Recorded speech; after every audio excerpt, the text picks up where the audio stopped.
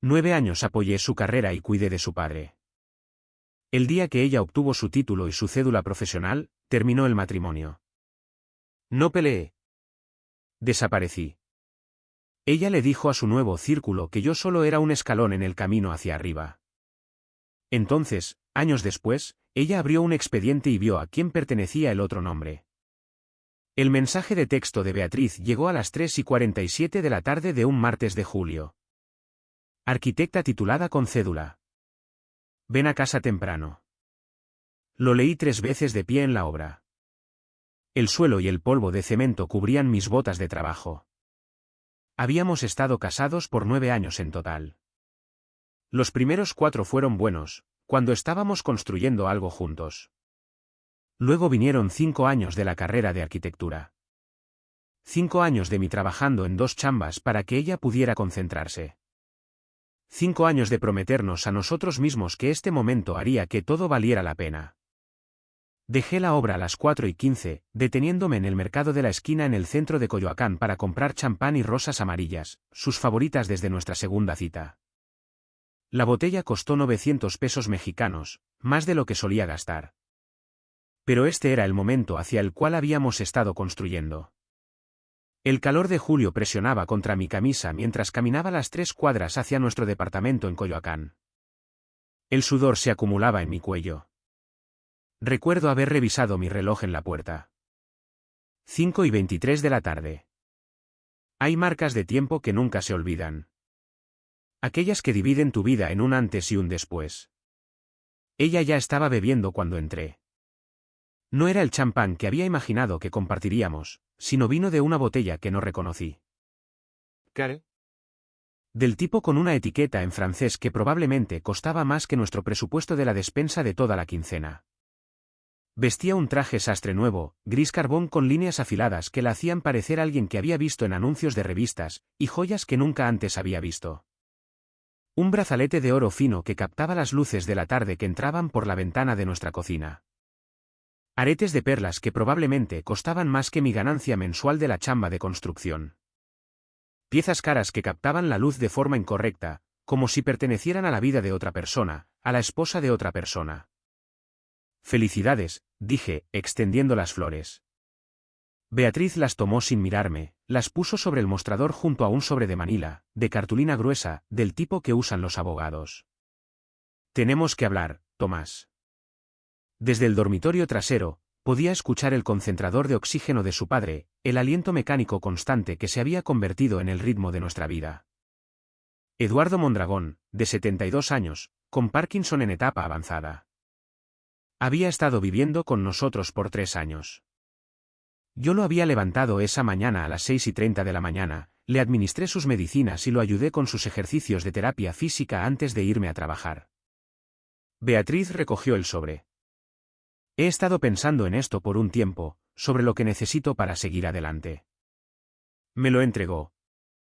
Lo abrí allí de pie en nuestra cocina, todavía sosteniendo el champán, y vi las palabras disolución del matrimonio en la parte superior de la página 1. Necesito empezar mi vida real ahora, dijo Beatriz. Su voz era plana, como si estuviera leyendo un guión que había ensayado. Fuiste exactamente lo que necesitaba entonces, pero ahora estoy lista para construir mi propia carrera. Necesito concentrarme en mi trayectoria. La miré, realmente la miré.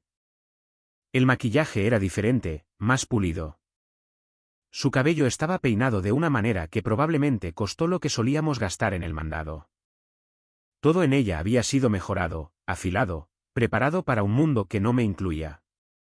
Tu trayectoria, repetí. No hagas esto más difícil de lo que tiene que ser. Ella rellenó su copa de vino. Eres un buen hombre, Tomás. ¿De verdad? Pero necesito a alguien que pueda seguir el ritmo de hacia donde voy. Tú no eres arquitecto. Ni siquiera eres ambicioso. Pensé en las 2 chambas en las que había trabajado durante 5 años. El puesto de coordinador de proyectos en la firma de ingeniería civil que pagaba nuestra renta, de 8 de la mañana a 5 de la tarde, de lunes a viernes, y los trabajos de construcción de fin de semana que pagaban su colegiatura. Desde las 6 de la mañana hasta que el capataz dijera que habíamos terminado. Mis manos estaban en carne viva por manipular madera y concreto, mi espalda me dolía por levantar bultos y materiales por los andamios. 2.500.000 pesos mexicanos en total. Eso es lo que costó el Colegio de Arquitectos de la Ciudad de México durante 5 años. Yo había pagado cada centavo, cada inscripción semestral, cada pago de materiales, cada libro de texto que costaba 6.000 pesos y que quedaría obsoleto en un año. Pensé en Eduardo en la habitación de al lado. El silbido mecánico de su aparato de oxígeno proporcionando un ritmo a nuestras vidas como un metrónomo del que no podíamos escapar, como había modificado nuestro departamento cuando sus manos comenzaron a temblar demasiado para agarrar las perillas de las puertas. Instalando manijas de palanca en cada puerta, comprando una silla para la ducha, moviendo muebles para crear caminos despejados para su silla de ruedas, como había programado todas sus citas médicas alrededor de mis horarios de comida. Sentado en salas de espera con mi computadora portátil de la oficina, tratando de terminar informes mientras los neurólogos explicaban ajustes de medicación, como había investigado sus medicinas hasta que entendí las interacciones de las sustancias mejor que algunos de sus doctores. Como había aprendido a cocinar los alimentos blandos que todavía podía tragar cuando el Parkinson dificultaba el comer. Caldos en puré, verduras machacadas, proteínas molidas tan finamente que no lo hicieran atragantarse. Como me había sentado con él durante las peores noches cuando su cuerpo se congelaba y no podía moverse. Había terror en sus ojos y yo hablaba con él para calmar la parálisis hasta que sus medicinas hacían efecto. Pensé en la oferta de trabajo de Monterrey. Hace 3 años, Ingeniería Estructural del Norte. Querían que encabezara su división residencial. 1.150.000 pesos mexicanos al año, un aumento considerable de los 840.000 que estaba ganando. Un verdadero avance profesional, un futuro real. Lo rechacé en una llamada telefónica de 15 minutos porque Beatriz estaba en medio de su semestre de tesis y no podía dejar la ciudad. El director del programa había dicho, ¿está seguro? Esta oportunidad no volverá a presentarse. Yo había dicho que sí. Estaba seguro de que la educación de mi esposa era más importante. Eduardo se está poniendo peor de todos modos, continuó Beatriz. Tal vez es hora de una clínica en algún lugar con cuidado profesional. Fue entonces cuando lo entendí. No el divorcio, probablemente sabía que eso vendría de alguna manera, pero esto, el desprecio casual hacia su propio padre, el hombre al que yo había bañado, alimentado y con quien me había sentado durante las peores noches. Ella también lo quería fuera de su camino.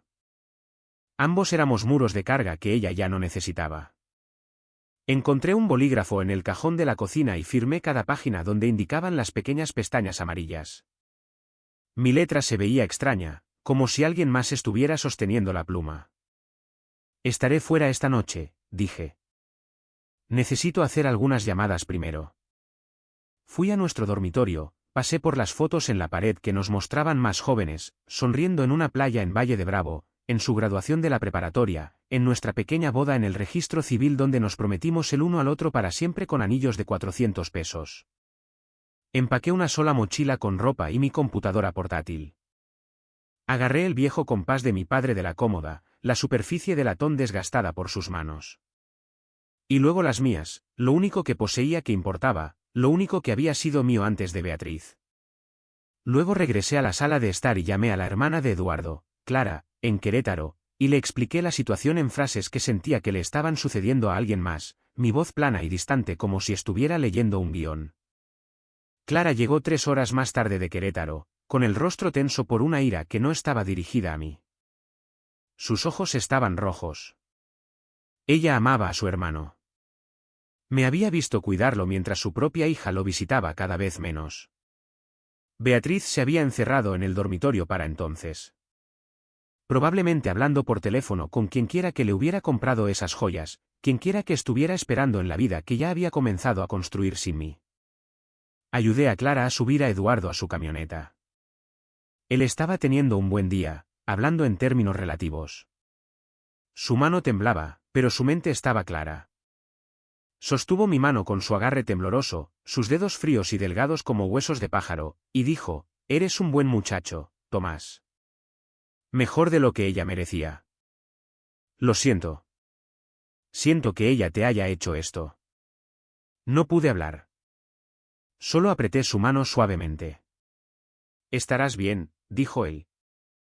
Eres el tipo de hombre que siempre cae de pie. Ella caerá. La gente como ella siempre lo hace. Olvidan quién los sostuvo cuando no tenían nada. Dejé las llaves en la barra de la cocina junto a las rosas de Beatriz, que ya se estaban marchitando por el calor de julio, con los pétalos haciéndose café en los bordes. Puse la botella de champán sin abrir junto a ellas. Nunca la beberíamos juntos ahora. Salí a la noche a las 8:34 de la noche. El cielo tenía ese color naranja púrpura que adquieren las tardes de verano en la Ciudad de México. La puerta se cerró detrás de mí con un sonido de finalidad. La cerradura encajando en su lugar como un punto al final de una oración que nunca quise escribir. A través de la ventana, podía ver a Beatriz en su teléfono riendo de algo que decía la persona al otro lado. El corcho de su champán de su celebración a solas todavía estaba en el suelo cerca del refrigerador, rodando ligeramente con la brisa de la ventana abierta. Ella había celebrado sin mí. Probablemente comenzó a festejar en el momento en que recibió los resultados del examen, horas antes de enviarme un mensaje de texto para que regresara a casa. Solía pensar que la traición sería ruidosa, con pleitos a gritos, platos rotos y salidas dramáticas. Resulta que a veces es solo papeleo y champán y alguien diciéndote que no eres suficiente mientras está parada sobre tus hombros. Por cierto, si todavía estás leyendo esto, hazme un favor, suscríbete, presiona ese botón. La mayoría de la gente simplemente pasa de largo estas historias, pero así es como las doy a conocer. No te cuesta nada. A mí me costó 9 años.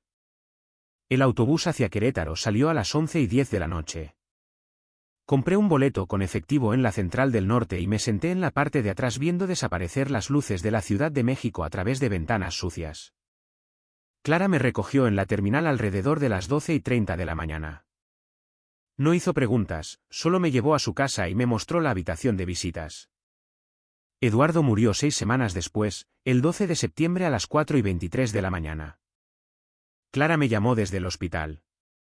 Había tenido problemas para respirar alrededor de la medianoche. Ella dijo que para cuando la ambulancia lo llevó al Hospital General de Querétaro, sus pulmones estaban fallando. El Parkinson había avanzado a su sistema respiratorio. Se había ido pacíficamente, dijo ella, que es lo que la gente siempre dice, incluso cuando no es cierto.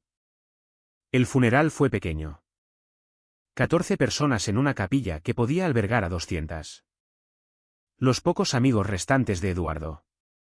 Algunos vecinos de la antigua casa en Juriquilla que había vendido cuando se mudó con nosotros a la capital. La familia de Clara. Beatriz no vino. Le envió un mensaje de texto a Clara a las 9:47 de la mañana del día del servicio. Siento mucho tu pérdida. Estoy en medio de entrevistas de trabajo importantes y no puedo salir. Clara me mostró el mensaje en el estacionamiento de la iglesia, con las manos temblando. No por el Parkinson, sino por la rabia pura. Luego lo borró sin responder. Su mandíbula estaba tensa en una línea que me recordaba a Eduardo cuando todavía era capaz de mostrar enojo. Ella siempre fue así, dijo Clara en voz baja. Estábamos parados en la funeraria después, mirando a Eduardo en su ataúd. Habían hecho un buen trabajo con el arreglo. Lo hicieron parecer casi saludable, aunque sus manos todavía estaban encogidas en esa posición característica de su enfermedad. Incluso de niña, usaba a sus primos para que la ayudaran con la tarea, luego los dejaba de hablar cuando llegaba a mejores escuelas. Eduardo lo vio. Lo supo cuando todavía vivía solo en Juriquilla antes de enfermarse demasiado para arreglárselas solo. Me dijo que estaba agradecido de que lo llamaras cada domingo. Dijo que Beatriz había dejado de visitarlo meses antes de eso. Simplemente dejó de ir a verlo. Demasiado ocupada con su tesis. Demasiado ocupada con eventos para conocer gente de dinero. Demasiado ocupada construyendo su futuro. Tú fuiste quien estuvo al pendiente, quien notó cuando comenzó a tener problemas graves. Por eso aceptó mudarse con ustedes también. Él confiaba en ti, no en ella. No sabía que Eduardo le había dicho eso. No sabía que él se había fijado en todo. Esa noche, sentado en la cocina de Clara, hice las cuentas. Mi cuenta de ahorros tenía 65.000 pesos mexicanos. En 6 semanas, había gastado 12.000 pesos ayudando a Clara con los gastos del funeral y las facturas médicas restantes de Eduardo. Tenía 52.000 pesos a mi nombre, ningún departamento y un trabajo que había dejado sin previo aviso. Debería haberme sentido destruido. Debería haberme sentido como si los cimientos que Beatriz dijo que yo era se hubieran quebrado, desmoronado, aplastado bajo un peso que nunca acepté cargar. En cambio, sentí algo más frío, algo parecido a la claridad absoluta. Llamé a Gerardo Baena a la mañana siguiente. Habíamos trabajado juntos hacía 3 años antes de que él se fuera para comenzar su propia práctica de consultoría, ingeniería estructural para pequeños desarrolladores. Yo lo había ayudado a corregir sus primeros contratos con clientes. Revisé su seguro de responsabilidad civil, el tipo de trabajo detallado en el que nadie piensa hasta que les cuesta mucho dinero. Gerardo, dije, ¿todavía necesitas ayuda con aquella conversión de la bodega en Querétaro? ¿Tomás? Sí. ¿Por qué? Necesitas ayuda con el diseño asistido por computadora, cumplimiento de reglamentos, trámites de permisos. Lo haré por una participación en el capital. No necesito sueldo todavía. Hubo un silencio en la línea. Luego. ¿Hablas en serio? Porque me vendría bien alguien que realmente sepa lo que está haciendo con los reglamentos de construcción. Pero participación en el capital, eso es arriesgado para ti. 3%, dije. 6 meses. Si funciona, renegociamos. Trato hecho.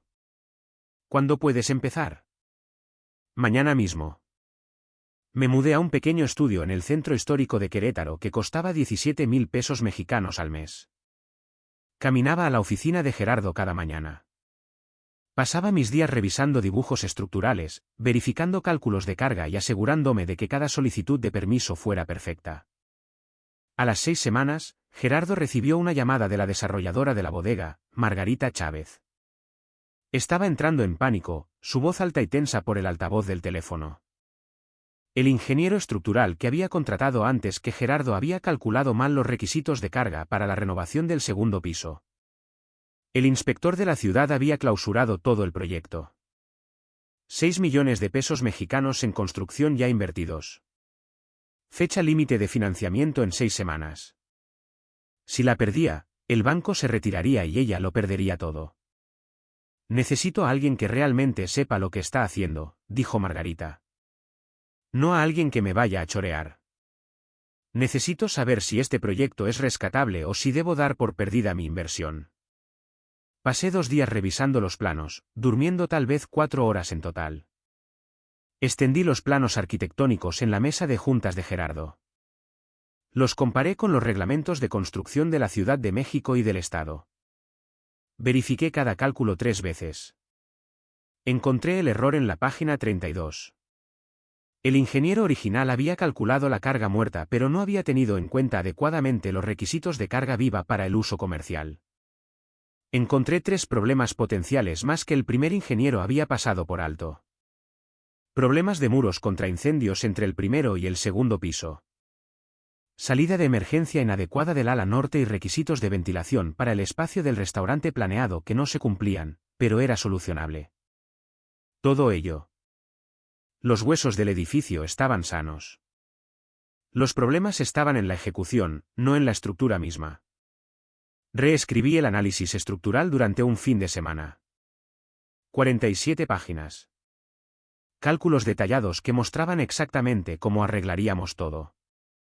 Lo envié a las oficinas de desarrollo urbano el lunes por la mañana con una carta de presentación explicando las correcciones y solicitando una nueva inspección. Margarita se presentó en la oficina de Gerardo el jueves siguiente. A mediados de sus 50 años, con ojos agudos que no perdían nada, vistiendo botas de construcción que realmente habían pisado el lodo de las obras, no la versión de lujo que algunos desarrolladores usaban para las fotos. Había polvo de cemento en sus pantalones. Ella había estado en una obra esa mañana. ¿Cuál de ustedes es Ortiz?, preguntó ella. Levanté la mano desde la mesa de juntas donde estaba revisando otro conjunto de planos. Acabas de ahorrarme 1.700.000 pesos mexicanos en costos de rediseño y evitaste que perdiera mi fecha límite con el banco. Ella sacó una tarjeta de presentación, escribió su número de teléfono celular personal en el reverso con una caligrafía rápida y decidida. No sé cuánto te está pagando Gerardo, pero no es suficiente. Necesitas tarjetas. Necesitas estar asesorando en cada proyecto que yo haga. ¿Cuál es tu tarifa? Yo no tenía tarjetas. No tenía una tarifa. Tenía una mochila y el compás de un padre y la lenta y fría certeza de que la persona que había sido se había esfumado. ¿Qué se estaba construyendo en su lugar? No lo sabía todavía, pero tenía hambre de éxito y era paciente. Lo arreglaré con Gerardo, dije. Pero estoy disponible. Bien, porque tengo 3 proyectos más que necesitan a alguien que realmente lea el reglamento en lugar de andar adivinando. Gerardo aumentó mi participación al 7% después del primer año. Lo acepté y seguí trabajando. Mientras tanto, Beatriz estaba subiendo de nivel. No revisé sus redes sociales, no busqué su nombre, pero el mundo de la arquitectura es pequeño.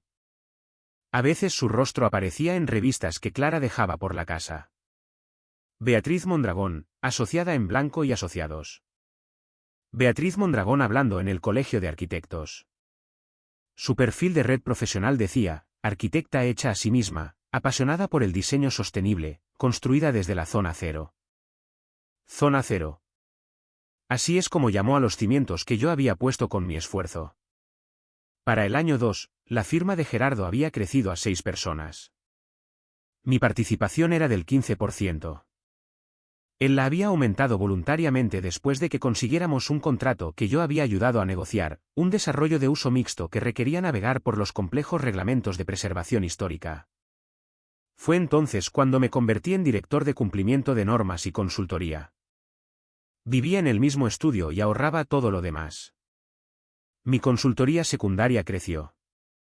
12 desarrolladores y 3 firmas de arquitectura utilizaban mis servicios. Tenía una reputación, el tipo que encuentra los problemas antes que los inspectores del gobierno. Nunca levanté la voz. Nunca presenté una queja. Nunca mencioné el nombre de Beatriz. Porque esto no era venganza. La venganza implica emoción. Esto era ingeniería aplicada. En abril de 2016, 9 meses después del divorcio, Beatriz organizó una fiesta en El Mirador, un bar en una terraza en Polanco con paredes de vidrio y una vista espectacular que costaba una fortuna solo por reservar. 9 meses con cédula, decía la invitación, publicada en todas sus redes. Un evento de relaciones profesionales orgulloso y ruidoso, pero realmente una celebración de Beatriz, su ascenso, su logro, su éxito supuestamente hecho por ella misma. Yo no estaba allí, pero Jerónimo Flores sí. Jerónimo trabajaba en una firma de arquitectura de Querétaro. Habíamos colaborado en un proyecto de uso mixto en el centro, un antiguo edificio industrial convertido en departamentos. Buen arquitecto, orientado a los detalles, alguien que entendía que el trabajo importa más que la imagen. Alguien que siempre iba a las obras para verificar sus diseños en lugar de asumir que los albañiles lo resolverían. Jerónimo me envió un mensaje a la mañana siguiente a las 7:43 de la mañana. Pensé que debería saber cómo habla ella de ti. Esto fue anoche. Lo siento, Tomás. Adjunto había un vídeo de 43 segundos de duración grabado desde el otro lado de una mesa. Beatriz estaba en el centro vistiendo un vestido de noche negro que yo nunca había visto. Su cabello peinado con ondas que debieron haber tomado horas. 3 copas vacías sobre la mesa frente a ella. Su rostro estaba rojo por el alcohol y la atención de todos. Una mujer que no reconocí preguntaba, ¿cómo lo haces? La carrera de arquitectura es pesadísima. Todos los que conozco que terminaron tenían lana de su familia o esposos ricos o algo así. ¿Tuviste apoyo de tu familia? Beatriz se rió. El sonido fue fuerte y descuidado. Tuve apoyo cuando lo necesité. Mi exmarido era básicamente un cimiento. Ya sabes, en términos de construcción, sólido, estable, de carga. Lo que viertes primero para poder construir algo hermoso encima. Pero los cimientos están hechos para ser construidos encima de ellos, no para vivir con ellos. No vives en los cimientos. Él cumplió su propósito y ya. La mesa se rió. 6 personas que no conocía. Jóvenes profesionales con ropa de marca tratando de subir de nivel. Alguien dijo, eso es muy gacho, Beatriz. Beatriz sonrió, tomó un sorbo de una bebida nueva. Eso es estratégico. No puedes dejar que el sentimiento te detenga. Era un buen hombre. Realmente, perfecto para lo que necesitaba entonces. Pero necesitaba a alguien que pudiera estar a mi altura. Un arquitecto necesita a otro arquitecto, no a un ingeniero que sea feliz sacando cálculos. Más risas.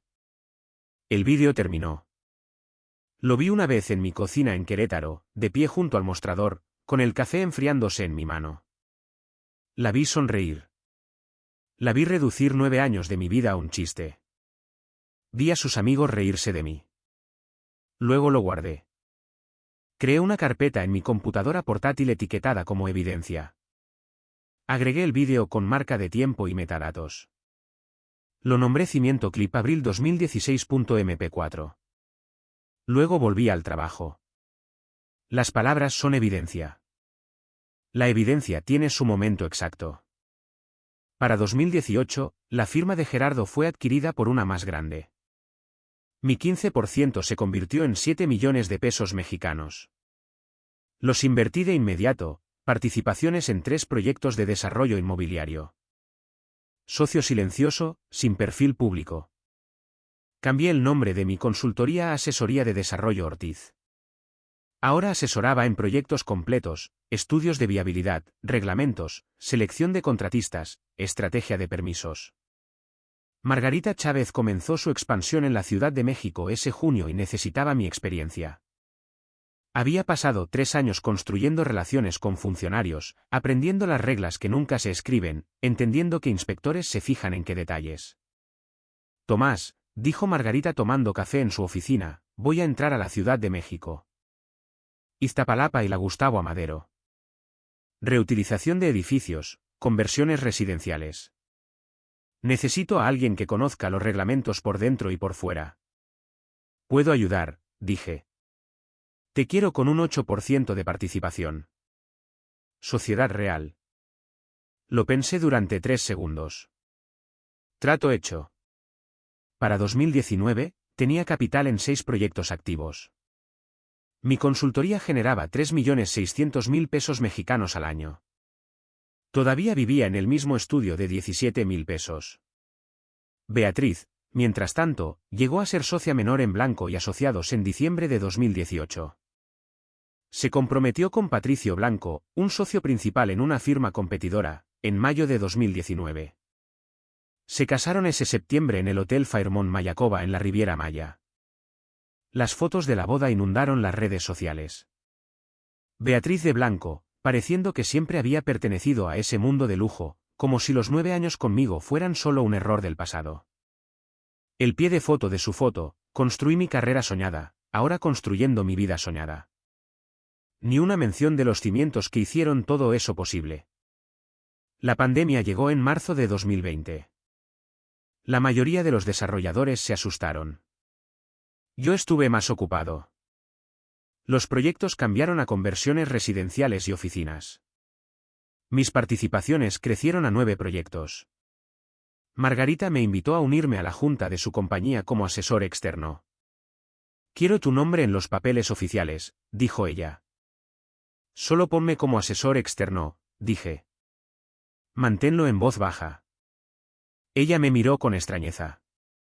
Tomás, has sido pieza clave para cada proyecto que hemos hecho durante 3 años. Deberías tomar el crédito. El crédito te hace visible. Lo visible te hace vulnerable. Me quedé en las sombras. Dejé que el trabajo hablara por sí solo. La firma de Beatriz la despidió en noviembre de 2020.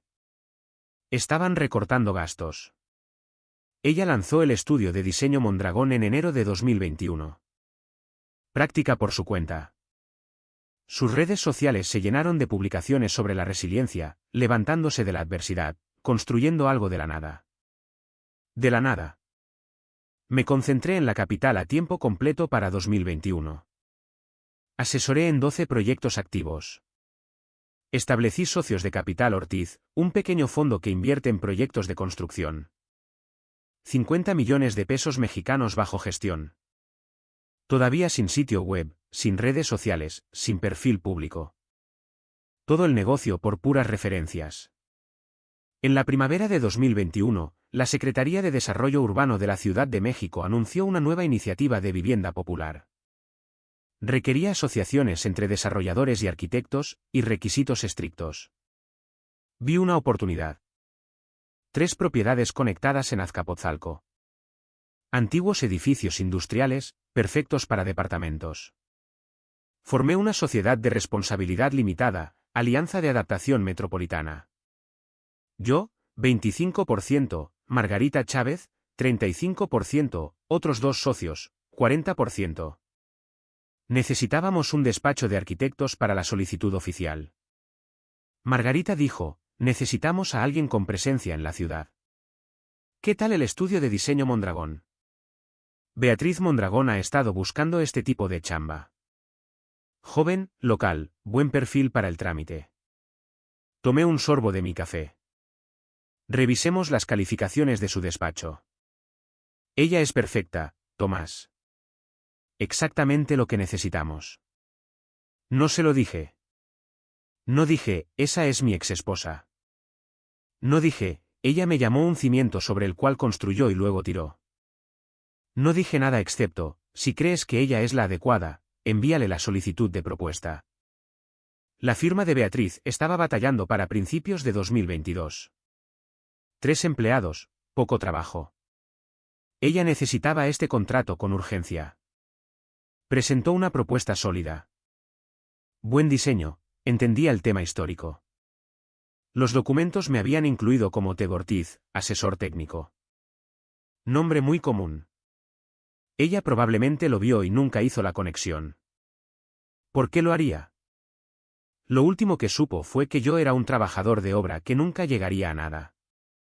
El comité votó para contratar al estudio de diseño Mondragón en mayo de 2022.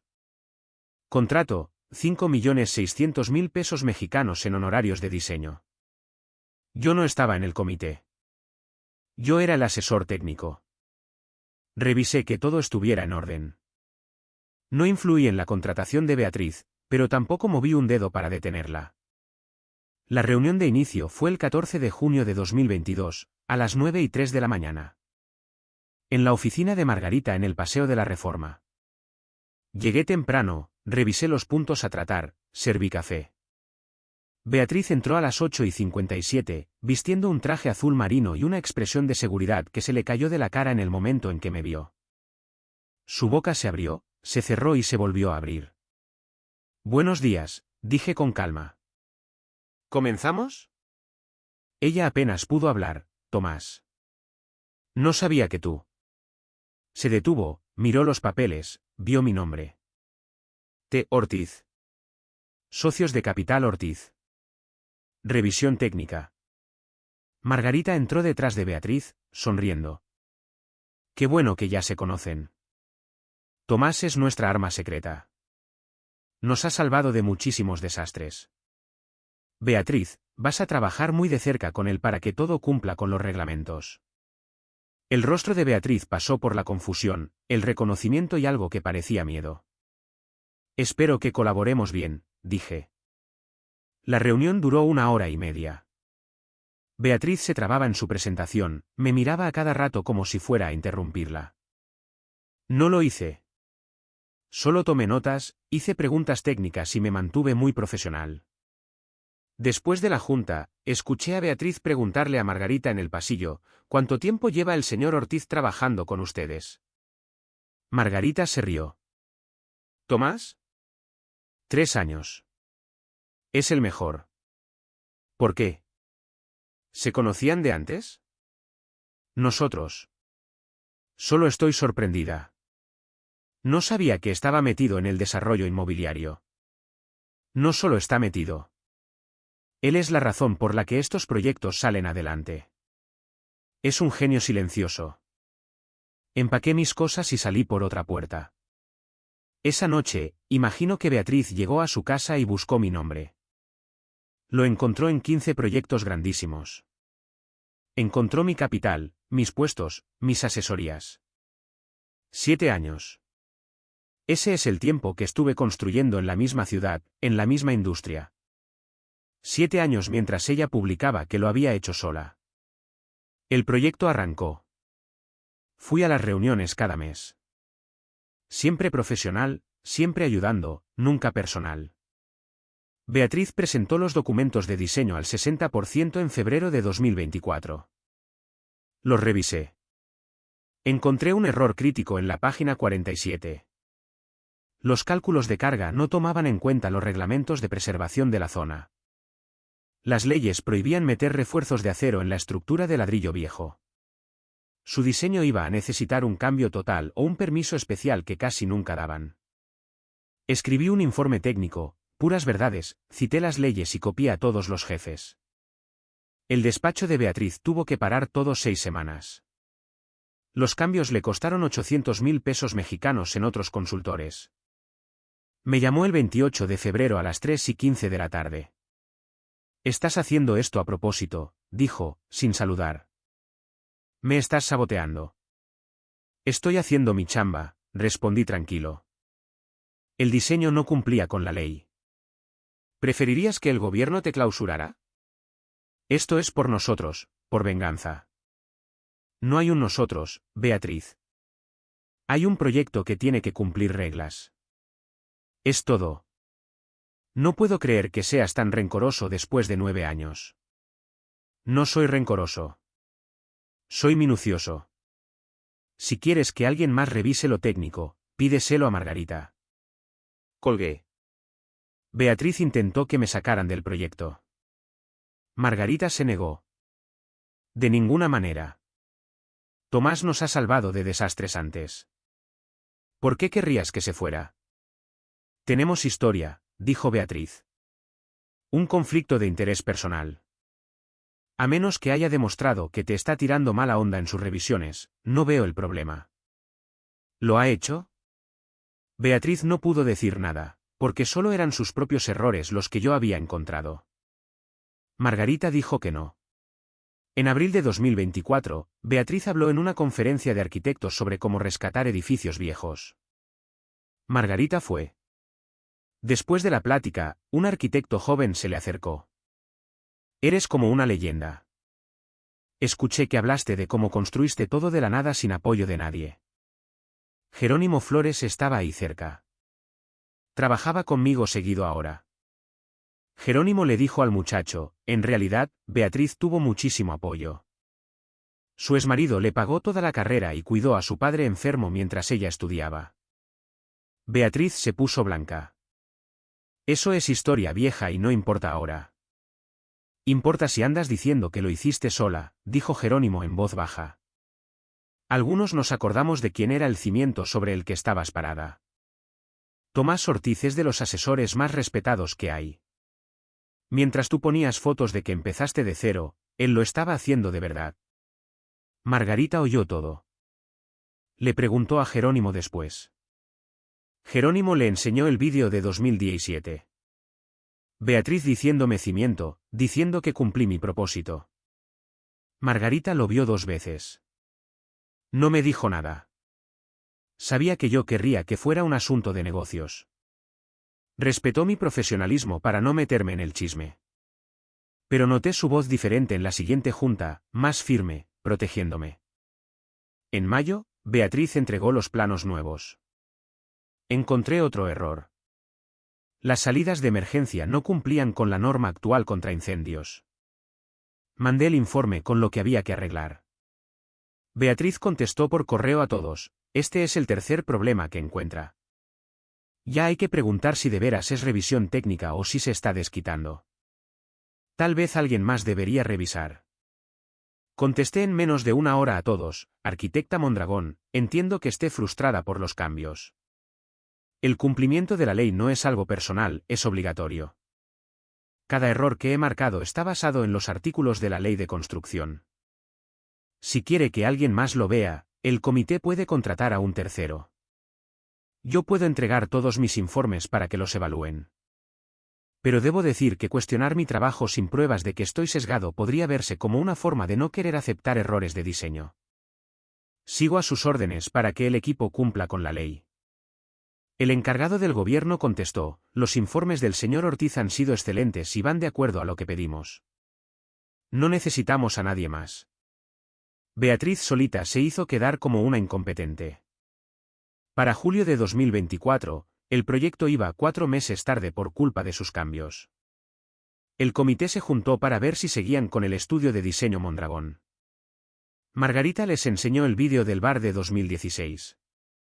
Dijo que su exmarido era un cimiento que ya no servía, dijo un socio. Ese exmarido, dijo Margarita, es Tomás Ortiz, nuestro asesor. Se quedaron callados. Otro socio dijo: entonces, se burló del hombre que le dio la carrera y luego agarró un contrato que él supervisa. ¿Avisó ella de esta relación? Revisaron el contrato que ella firmó. Pregunta 7. ¿Tiene alguna relación personal o profesional con alguien del proyecto que sea un conflicto de intereses? La respuesta de Beatriz: ninguna. Pero desde el principio mi nombre estaba ahí. Beatriz lo vio y se la jugó. Pensó que me quedaría callado como siempre.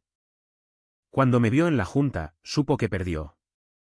Pero ya había mentido por escrito. Encontraron que Margarita había escrito en sus notas que Beatriz se sorprendió de verme y preguntó cuánto tiempo llevaba ahí. Eso probaba que sí me reconoció y no dijo nada oficial. El comité votó el 7 de agosto, 3-0, para quitarle el contrato al estudio de diseño Mondragón. Por mentir en el conflicto de interés, por los retrasos y por no trabajar bien. Beatriz perdió 2.800.000 pesos mexicanos que le faltaban de cobrar. El chisme corrió en todo el mundo de la arquitectura. En voz baja, pero corrió. Las empresas la borraron de sus listas. Su matrimonio con Patricio se acabó, él pidió el divorcio en septiembre. Su despacho perdió a sus otros 2 clientes. Beatriz tuvo que cerrar en octubre y correr a sus 3 empleados. Sus redes cambiaron. Quitó lo de hecha a sí misma. Quitó lo de construida de la nada. Ya nadie la invitaba a dar pláticas. El 15 de octubre de 2024, Beatriz recibió un sobre de Manila en su departamento. Se tuvo que mudar, ya no le alcanzaba para vivir en Polanco. Se fue a un lugar chico en Tlatelolco, un cuarto, sin estacionamiento. El sobre no tenía remitente, venía de Querétaro. Adentro estaban nuestros papeles del divorcio de 2015. Los originales, con las hojas ya un poco viejas. Mi firma se veía clarita en la página 4. Abajo de mi firma, con tinta negra nueva, puse: los cimientos no caminan para atrás. Se mueven, se asientan y aguantan edificios nuevos. De nada por la carrera. Ten cuidado sobre qué construyes. No puse mi nombre.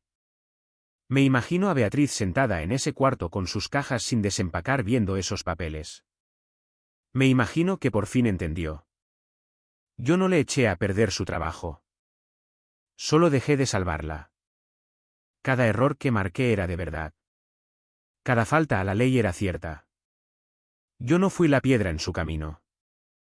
Solo fui el hombre que ya no quiso ser su cimiento nunca más. Y por querer jugársela y no decir la verdad cuando vio mi nombre, ella solita firmó su caída. Esa noche, Margarita me mandó un mensaje. Beatriz ya cerró su oficina hoy. Siento algo raro. Vi el mensaje. Pensé en Eduardo muriendo casi solo porque su hija tenía muchas entrevistas. Pensé en los 9 años. Pensé en que me usó como un trapo. Le contesté: me siento igual que en 2015. Listo para trabajar. Cerré mi computadora y vi el compás de mi padre. Ella me dijo que yo era un cimiento. Tenía razón. Los cimientos no andan correteando a nadie.